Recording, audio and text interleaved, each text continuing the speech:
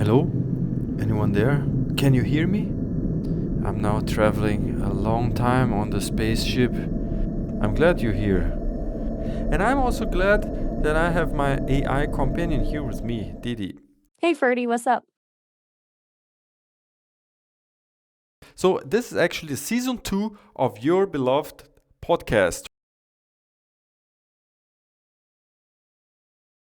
So we are doing this now for 6 months, a little bit over 6 months, and now I decided it's time for season 2. And season 2 is all about tech stories. It's the stories you never heard, amazing stories on tech, on things that happened, how developed, companies, personalities, and telling a little bit the backside of the things which you usually would not be able to listen. 6 months. Wow. Time flies, right? I'm always down for the untold side of things. What's the first story we're diving into for season 2? So today we're talking about the Kodak story, which I think probably everyone who is a little bit into tech has known that story. Because Kodak, they invented the digital camera, and it was exactly that invention which caused their demise. It's wild to think they had it in their hands and didn't run with it. Sounds like a good one to kick off the season with. I've heard that even after Sasson showed them the prototype, there was a lot of internal resistance because film was still printing money. Like, why mess with a good thing? It's kind of short-sighted, right? Yeah, this is right. But before we go into this, I think there are several listeners who are joining step by step. So right now we have 25 people following this podcast. And if you like this kind of content, please make sure to follow, because I'm a small podcaster and I have a few dozen listeners every month, and we are building up. We are growing steadily, and you can join also the small little spaceship. So my name is Ferdinand Huber. I live in Germany. I'm an engineer, electrical engineer with specialization in telecommunication and electronics. I have an MBA in managing science and technology, and I spent my whole life in multinational companies. So I worked for automotive OEM company making big luxury cars and trucks. I have been in China for 5 years. I have been in Brazil for 20 years. I lived in Germany now for 10 years. And my journey now led me to discover this podcast, because I used to have a blog. I have a website called leantalk.org, where I used to explore the operational excellence, lean thinking stuff. I'm also an author of a book called The Quest for Innovation, which is only focused on things which factories can do to innovate. And now I'm in the optics industry and in the optoelectronics industry, actually. I hope you stay along for this journey, because today we will start with the first story of the season 2 of the podcast, which is the story of Kodak.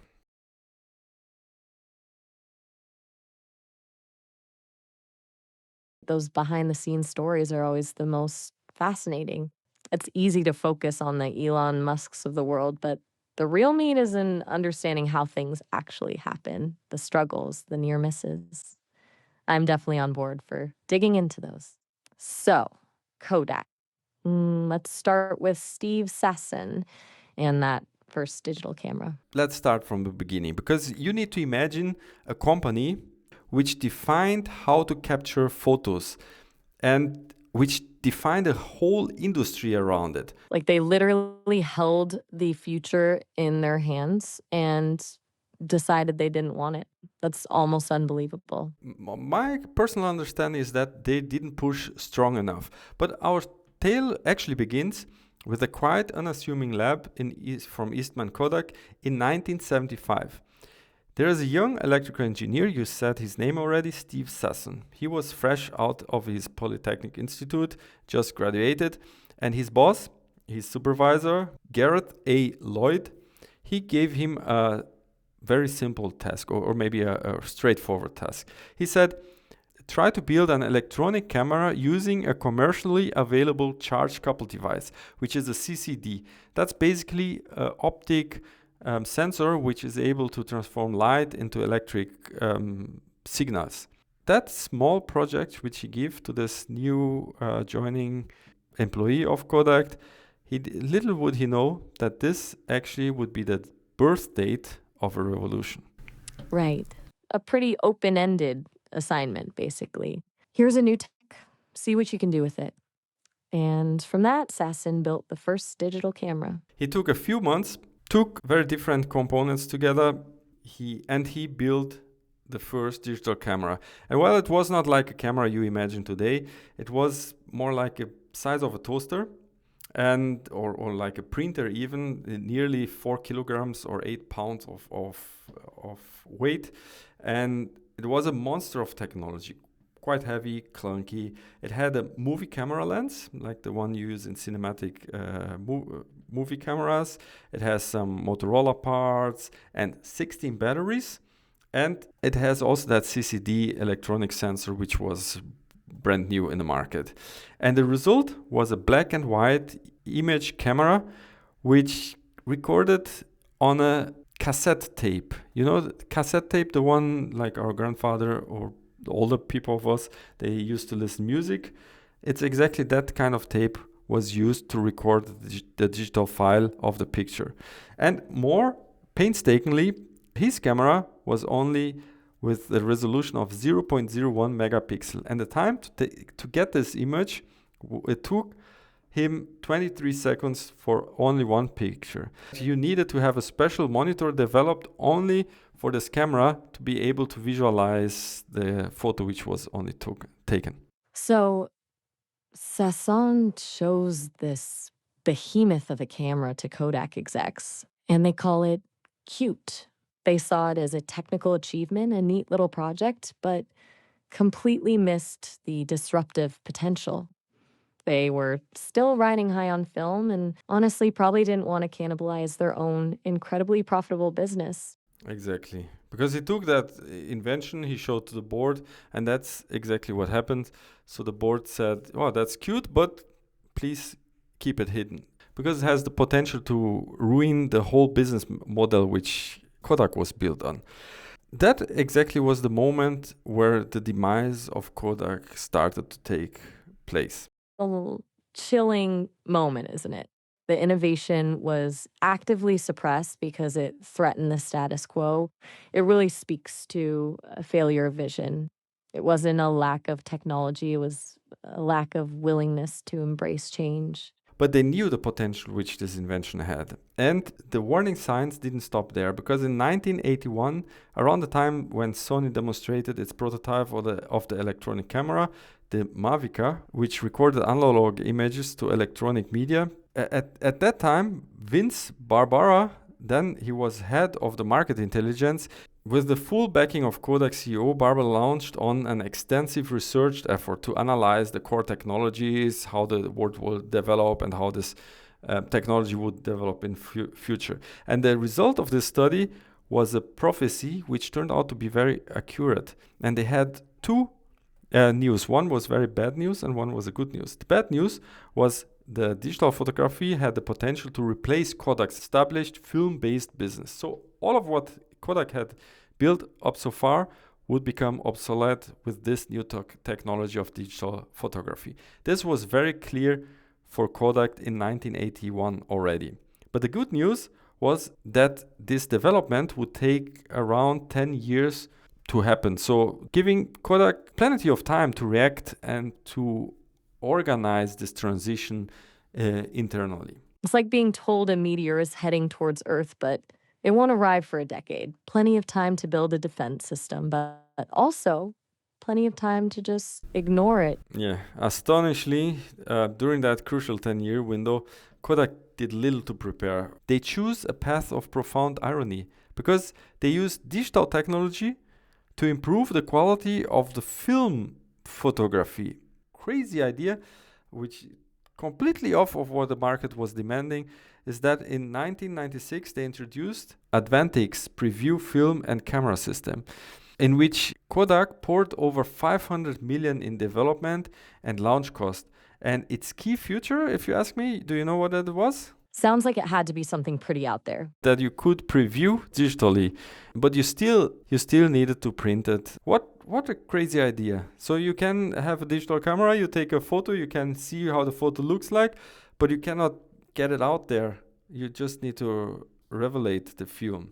And then you need to pay for the prints, of course, because that's the business model. They fundamentally misunderstood what people actually wanted from a camera. It's a perfect example of innovation for innovation's sake, without understanding the user's needs. Completely failed, and they wrote off all the investment, 500 million, so they never sold any considerable amount of cameras, not even to get close to what they invested on developing it. And then the final fate was sealed from Kodak was sealed in 1989 when the current CEO retired, because they had two candidates for the future of Kodak. So one was Phil Semper, who deeply understood digital technology and was into that digital photography and knew all the implications.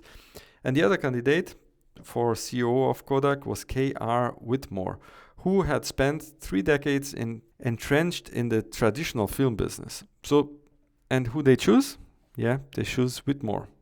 And Whitmore just continued the path on the cameras with film and all this film and chemical and basically the same path which it was taking the whole time.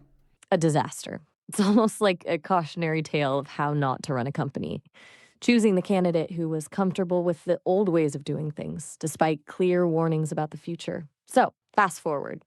How did Kodak eventually end up filing for bankruptcy in 2012? Yeah, it was a decline, but very, very, very steady decline. And in 1993, even years and years after they already far behind of any digital technology which is out there, they started a campaign saying that they wanted to embrace digital photography and even went really aggressive on the marketing. But it just was too late. It was just too late. In 1994, even Apple joined the competition, joined this business of camera, and launched the first color digital camera under $1,000. And the ironic is that it was made by Kodak. And we know the big players on it, Sony, Canon, and so many others players which joined the market. And in 2007, the very year Kodak was attempting to rebuild its digital efforts, Apple launched the iPhone, which then really started the smartphone age. The iPhone, yeah, that was a game changer. That's like the final nail in the coffin, right? It wasn't just about the camera, it was about the entire ecosystem. Kodak files for bankruptcy in 2012. Okay, so Kodak actually didn't completely disappear, which is surprising, honestly.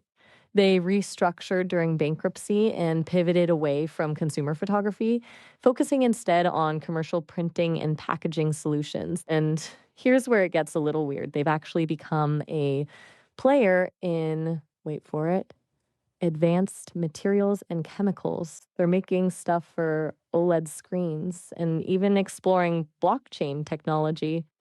Essentially, they've reinvented themselves, leveraging their chemical expertise in new ways. It's not the Kodak of our grandparents, but it's still around. It's an interesting case study in how a company can adapt, even after seemingly catastrophic failure. But the story is really mind-blowing because the inventor of the digital camera failed because of the digital camera. How is that even possible? So it's kind of a very deep denial or deep persistence to want to stick with the current business model and not willing to move on or embrace something completely new, something which can disrupt the whole industry. And yeah, they failed to prepare for this new development. And I think we can also reflect in our own life, in our own professional life or even private life, how many things are out there which are really capable of disrupting how we do things. And as we grow older, we get more and more resistant to new technologies, to new possibilities. And you have so many new tools. Are we using that tools? Are we getting informed? Are we leveraging what are the possibilities out there? That's a really good point, Ferdinand. It's easy to get stuck in your ways, to cling to what's comfortable. And the Kodak story is a pretty stark reminder of what happens when you refuse to adapt. Something we all need to be mindful of, especially in a world that's changing so rapidly. Next time when you take a picture, you remember the profound irony of Kodak stories. So the inventor of digital camera, born from our own ingenuity, became the very enemy that dismantled the film empire. So it stands for a staggering testament to how even the most established giants can falter when they fail to embrace the future. Well said, Ferdinand. A pretty powerful lesson to end on. So, and then you, my dear listener, thank you for listening. I think we came to the end of this podcast with this insightful story. And I talk to you in the next one when we explore more interesting, insightful stories on tech, business, and life. See you then. Take care and bye bye.